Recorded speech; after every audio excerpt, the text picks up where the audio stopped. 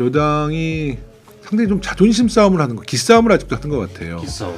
그러니까 저희가 이제 그런 그 협의체를 만들어서 국정에 대해서 함께 논의하자라고 제안하니까 뭐 그쪽 대표께서 지도부에서 이재명 대표가 뭐 벌써 여당인 것처럼 착각하고 있다 뭐 이런 논평을 냈잖아요. 저는 오히려 지금 권성동 대표가 지금 이 탄핵당한 정당 또 내란 수괴 정당의 대표로서 아직도 자기가 여당의 대표라고 착각하고 있는 것 같아요. 지금 거의 무정부 상태라고 봐야 되죠. 이런 상태에서는 제1야당 오히려 더불어민주당의 협력을 이끌어내야 되는 것이 권성동 대표의 역할인데 왜 이렇게 기싸움 또 이렇게 자존심 싸움을 하는지 모르겠습니다. 한덕수 총리가 한덕수 대통령 권한대행께서 윤석열 대통령한테 지명된 총리이긴 하나 이 대통령 권한대행 이 같은 위중한 시기에 대통령과 친소 관계나 어떤 의리로 대통령의 부인을 지키려는 그런 만약에 거부권을 쓴다 그러면 저는 야당에서 반드시 탄핵해야 되는 겁니다. 그것은 저는 명확합니다. 다만 이제 정책적인 부분에 대한 거부권은 조금 더 우리 그 더불어민주당과 한덕수 대행이랑 좀 깊은 논의를 해서 민주당이 좀 추진하는 분야에서 정책에서만 좀 증액이 이루어지는 것 아닌가 하는 그런 우려도 좀 나오기는 하던데요. 뭐 그렇게 보실 수 있습니다만은 이제 여당에서 정말 민생에 꼭 필요한 예산을 제안한다면 저희가 안 받을 이유가 없죠. 저는 윤석열 정부가 좀 들어와서 가끔마다 여야의 역할이 좀 바뀌어 있다는 생각이 들어요. 주로 추격은 여당에서 제안하는 거거든요. 여당은 계속 민주당과 대화 안 하겠다, 대화 상대가 아니다 하고 있으면은 국민의힘만 손해겠다는 생각이 좀 드네요. 저도 공감합니다. 네. 민주당이 제안한 여야정 국정협의체 국민의힘이 지금 참여하지 않겠다고 하는 상황이죠. 그러면 이게 계속 장기화되면 이런 상태가 여당을 배제하고서라도 국정협의체 가동해야 된다고 생각하십니까? 뭐 이미 저희는 그 국정에 대한 여러 가지 분야, 특히 입법적인 문제나 정책적인 문제에 대해서 매일같이 의총을 통해서 좀 논의하고 있거든요. 다만 이제 그 지금 이런 비상 시기에 여당과 정부가 함께 참여해서 이런 테이블을 만들어서 국정 전반에 대한 이야기를 나눈다면 훨씬 더 효과적인 결과가 나올 텐데요. 여당이 상당히 좀 자존심 싸움을 하는 거, 기싸움을 아직도 하는 것 같아요. 기싸움. 그러니까 저희가 이제 그런 그 협의체를 만들어서 국정에 대해서 함께 논의하자라고 제안하니까 뭐 그쪽 대표께서 지도부에서 이재명 대표가 뭐 벌써 여당인 것처럼 착각하고 있다 뭐 이런 논평을 냈잖아요. 저는 오히려 지금 권성동 대표가 지금 이 탄핵당한 정당 또 내란 수괴 정당의 대표로서 아직도 자기가 여당의 대표라고 착각하고 있는 것 같아요. 지금 거의 무정부 상태라고 봐야 되죠. 이런 상태에서는 제1야당 오히려 더불어민주당의 협력을 이끌어내야 되는 것이 권성동 대표의 역할인데 왜 이렇게 기싸움 또 이렇게 자존심 싸움을 하는지 모르겠습니다. 국민들을 위해서라면 우리 더불어민주당의 도움도 받아야 되고 우리의 제안을 선뜻 동의해 주셔야죠. 그래야지 국정의 공백도 우리가 좀 채워나갈 것이고 국민들이 심리적으로도 좀 안정감 있게 가지 않겠습니까? 일단 손을 내밀어야 되는 쪽은 오히려 국민의힘이다. 좀 이렇게 보시는 거네요. 다만 이재명 대표가 이제 그런 자존심 싸움을 안 하는 사람이에요. 그리고 이 발언도 우리 기자님들도 보시면 굉장히 절제된 발언을 하고 있거든요. 그래서 저는 이게 자존심의 싸움, 누가 여당이고 누가 야당이다를 떠나서 이게 공동의 책임 아니겠습니까? 이런 이제 국정 혼란이.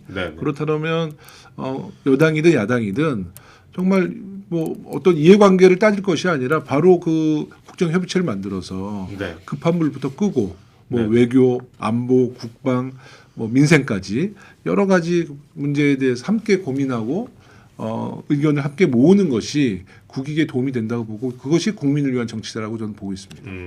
그러니까 원칙적으로는 여당과 함께 가는 거를 일단은 추구는 해야 된다고 보시는 거죠? 당연하죠. 알겠습니다. 일단 여야정 협의체가 운영된다는 가정하에 협의체를 운영하기로 했더라도 근데 뭐 양곡법, 논란봉투법 이런 법 같은 경우에는 한덕수 권한대행이나 여당이 어떤 양심 차원에서 좀 받아들이기가 쉽지 않아 보입니다. 뭔가 자기들의 어떤 운영 철학이라든지 뭐 이런 게 있을 텐데요. 민주당은 근데 거부권 행사 시 대통령 권한대행도 탄핵을 추진하겠다는 입장을 밝혔지 않습니까? 네. 그래서 각종 특검법은 통과시키고 네. 이 양곡법이나 노란봉투법 같은 좀 사회적 논의 여지가 있는 법은 좀 술기를 거치는 방안도 있을 텐데 좀 어떠한 경우에도 거부권 행사는 용납할 수 없는 건가요?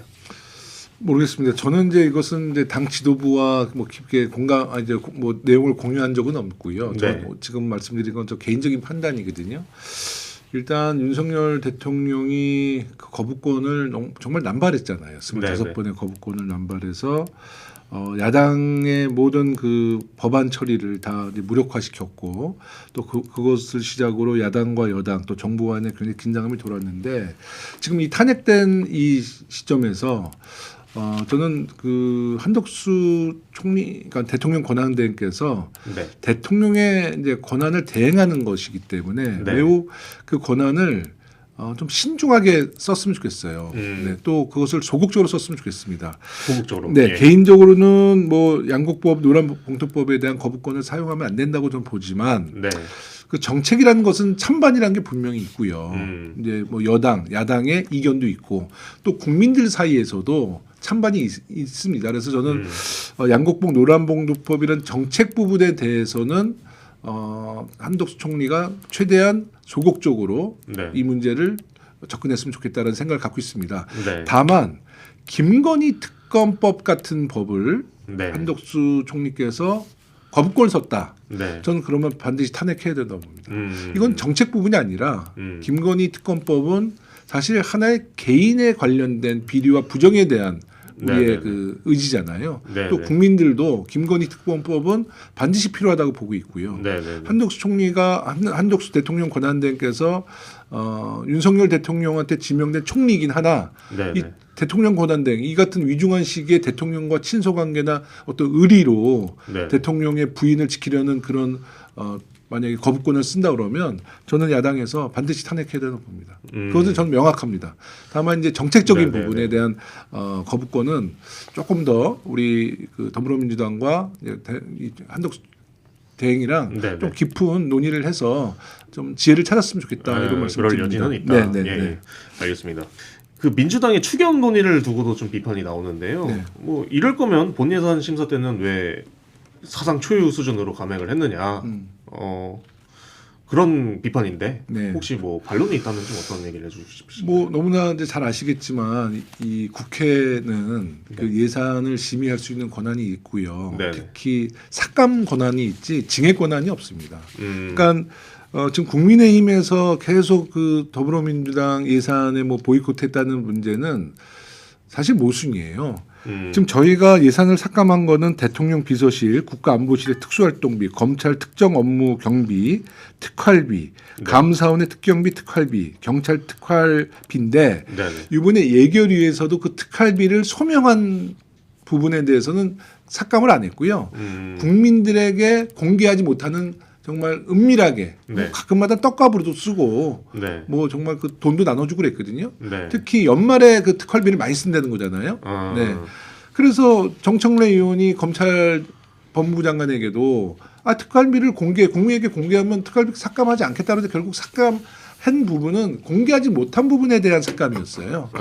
그래서 그 삭감을 했는데 사실 이제 민생에 대한 증액을 또 해야 되지 않습니까? 네. 그건 우리가 권한이 없어요. 네. 그런데 그 여당에서는 지금 그 특활비 삭감한 문제로 우리 예결이나 그 예산 합의에 대해서 참여하지 않았고 네네. 특히 저희가 12월 11일 날 아마 국회에서 예산을 통과했는데 12월 3일 날 계엄령을 선포한 날이에요. 그 계엄령 선포가 뭐였습니까? 대통령이 말씀하신 것처럼 야당이 예산 깎았다고 계엄령을 선포한 거잖아요. 그렇죠. 네? 예. 그리고 야당 한번 혼내주려고 계엄령 선포했다고 그랬잖아요. 그런 상황에서 그래도 우리는 계속 합의를 하자고 그랬거든요. 근데 이제 여당에서 특활비에 대한 어떤 예산 삭감을 원천 무효하지 않으면 뭐 합의할 수 없다. 그래서 계속 합의가 안 되면 원안대로 올라가게 돼 있잖아요. 국회에서는. 네네. 그런 과정 속에서 예산이 올라간 거고 다만 이제 민생 부분에 대해서 추경을 하자는 거죠. 왜냐하면 우리는 증액권이 없었기 때문에 네네. 그런 부분들 잘 못 챙겼던 거거든요. 네네. 그래서 뭐 지역 화폐나 정말 네. 골목 상권을 위한 꼭 필요한 그 예산을 추경을 통해서 더 확보하자는 것이 이제 더불어민주당의 입장이기도 합니다. 네네. 그러니까 그 증액이라는 거는 국정 협의체를 통해서 하는 건가요? 여러 가지 방법이 있죠. 네. 증액이라는 것은 이제 저희가 만약 추경을 정부에서 받아들인다 그러면 네. 또 다시 예결위에서 네. 여야 의원들의 이제 소통과 합의를 통해서 증액할 수 있는 거죠. 네. 그 지금 상황에서는 그러면은 좀 민주당이 좀 추진하는 분야에서 정책에서만 좀 증액이 이루어지는 것 아닌가 하는 그런 우려도 좀 나오기는 하던데요. 뭐 그렇게 보실 수 있습니다만은 네. 이제 여당에서 그 정말 민생에 꼭 필요한 예산을 제안한다면 저희가 안 받을 이유가 없죠. 저는 윤석열 정부가 좀 들어와서 제가 가끔마다 여야의 역할이 좀 바뀌어 있다는 생각이 들어요. 주로 추경은 여당에서 제안하는 거거든요. 네, 충분한 예산을 갖고 특히 이제 경기가 어렵고 우리는 이제 계엄령 선포 이후에 지금 탄핵 정국이라서 여러 가지 국가 신뢰도도 지금 추락하고 있고 정말 그 예산이나 재정이 투입될 시기거든요. 그러면 오히려 여당에서 추경하자고 야당을 설득해야 될 텐데 윤석열 정부 시작해서 지금까지 추경하자는 거는 야당, 안 하겠다는 건 여당입니다. 뭐 이제 여당은 뭐 긴축 재정을 통해서 뭐 좀 더 그 재정을 좀 더 튼튼하게 가겠다라는 입장인데 네. 탄핵 전에 그러니까 그 계엄령 선포 전에 뭐 외환 보유나 뭐 여러 가지 그 재정 상태를 봤을 때 굉장히 안정적인 상태였거든요. 네. 근데 우리가 뭐 다른 나라에 비해서 특히 OECD 국가 중에서 다른 나라에 비해서 경제적인 성장도 좀 더디고 지금 네. 민생 경제는 굉장히 심각한 수준이잖아요. 네. 네. 그렇기 때문에 재정을 좀 투입하는 것은 저도 맞다고 봐요. 다만 여당에서 지금 이 야당의 추경을 마치 무슨 모든 것이 이재명 대표의 상표인 지역 화폐를 살리기 위해서, 그러니까 이재명 브랜드를 띄우기 위한 것이다라고 판단하면 안 됩니다, 사실. 그 지역 화폐도 실제로 우리가 뭐 지자체나 여러 경험이 있잖아요. 지역 화폐가 민생 골목 상권의 서민들에게는 굉장히 도움이 됐다는 건 이미 증명이 됐기 때문에 그것을 꼭 이재명표 지역 화폐로 보시면 안 된다는 거예요. 너무 이재명에 대한 이 공포가 있는 것 같아요. 공포가 있다. 네. 네. 저는 여당에서 정말 그런 생각 좀 빨리 버리시고 네. 민생을 위해서 좀 더 적극적으로 여당이 네. 야당을 설득해주는 그런 모습을 보여줘야지 지금 이제 여당이 좀 어렵게 돼 있는데 빨리 좀 이 어려운 상황을 극복하지 않을까 네, 그런 생각이 듭니다. 지금 말씀 들어보면 여당은 계속 민주당과 대화 안 하겠다, 대화 상대가 아니다 하고 있으면은 여당만, 그러니까 국민의힘만 손해겠다는 생각이 좀 드네요. 네. 저도 공감합니다. 네. 네. 네. 그 결국에 계속 민주당은 일을 하고 있을 것이고 네. 국민의힘은 대화 안 하겠다고 하면서 계속 가만히 있으면은 민주당이 원하는 것만 계속 추진이 그렇습니다. 될 수밖에 없는 구조인 것 같아요. 현실적으로 국회에서는 뭐 압도적인 제1당이잖아요. 네네네. 그리고 정부도 지금은 이제 윤석열 정부가 탄핵 기간이니까 대통령 권한이 지금 정지된 상태니까. 네네. 여당이 근데 그런 데 피해식은 갖고 수 있습니다만은 야당이 그렇게 안 하겠다는 건데도 왜 신뢰를 안 하는지 모르겠어요. 네. 알겠습니다. 자, 이번 질문은 좀 상상의 영역인데요. 실현 가능성을 떠나서 좀 답변을 해주시면 감사하겠습니다. 그 만약에 탄핵안이 기각이 된다면 민주당은 이를 받아들일 수 있을지